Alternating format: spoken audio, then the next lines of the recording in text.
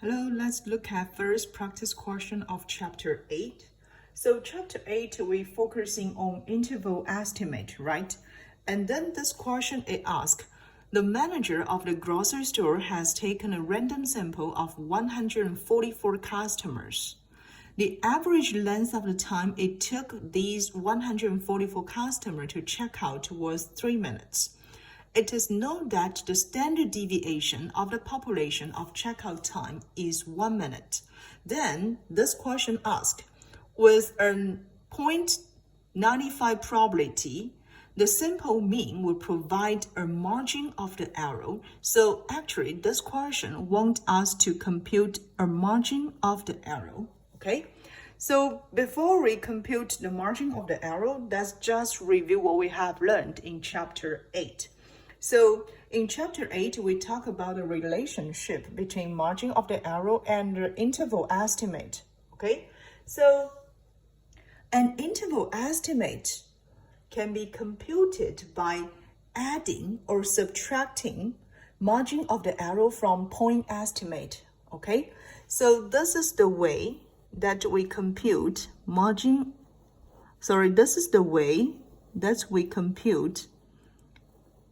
interval estimate.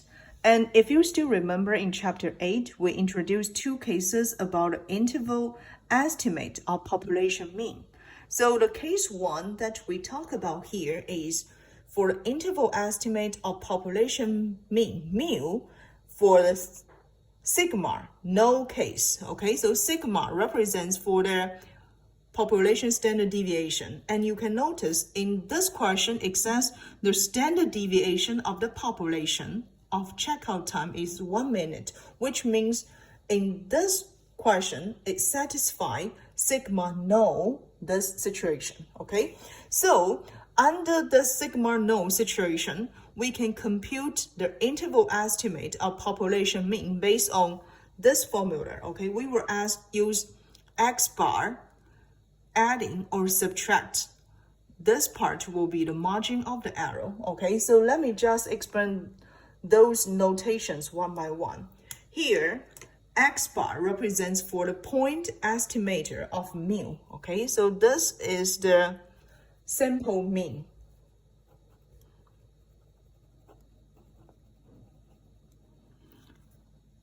And then you can notice alpha. What's alpha? We will use 1 minus alpha represents for confidence level or the probability. So here you can notice in this question we have 0.95 probability, which means the confidence level will equal 95%, okay? And Z, so here Z subscript to alpha over 2. This will represent for the Z value at a probability for alpha over 2, okay? So this is the Z value. We should find out this Z value using the standard normal distribution table. So this part, we need to use the standard normal distribution table.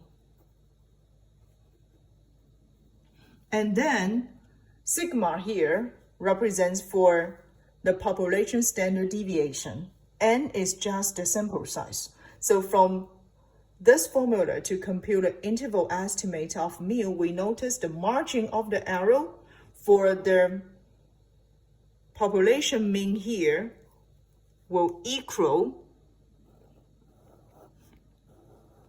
Z alpha over 2 and then times sigma divide the square root of their simple mean, okay? So this is how we can get the margin of the error. Then based on this formula, we can just apply this formula in this question. So let's see how to solve for this question. From this question, we notice the sample size, okay? N equal 144. And then we also have the population standard deviation, okay? So population standard deviation based on this question is 1 minute, okay? So equal 1. And we also know this is 0.95 probability, which means 1 minus alpha should equal 0.95, which we can have alpha will equal 0.05. Okay, so alpha over 2 will equal 0.025. Then we should go back to check the standard normal distribution table and then find out the z value first. So we need to find out the z value at 0.025, okay? So let's go back to check our standard normal distribution table and find out this value. From this table, we can notice we need to find out the corresponding z value when the probability equal 0.025, okay? So you can notice here, we find out the probability equal 0.025 and corresponding to the z value will equal negative 1.96, okay? So what we can write it down,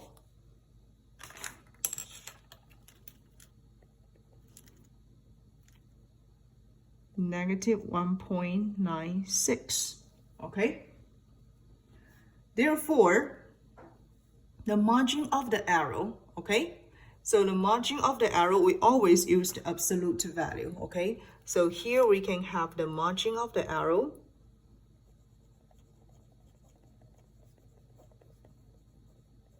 will equal 1.96 times sigma 1, okay? Divide the square root of the sample size. So we use 1.96 times 1 over 12, which will give us the answer if we just use the 3-digit, okay? So round it to the 3-digit, then it will be 0.163, okay? So this is the way that we can compute margin of the arrow. So first, we need to know this is the standard deviation no case. And then we should find out the sample size and the population standard deviation. We also need to find out the alpha, okay, based on the probability. So this will be the 0.95 probability. Therefore, we can find out alpha first. And once we have alpha, we need to divide alpha by 2 and find out the corresponding z value. After that, we can compute the margin of the arrow based on this formula.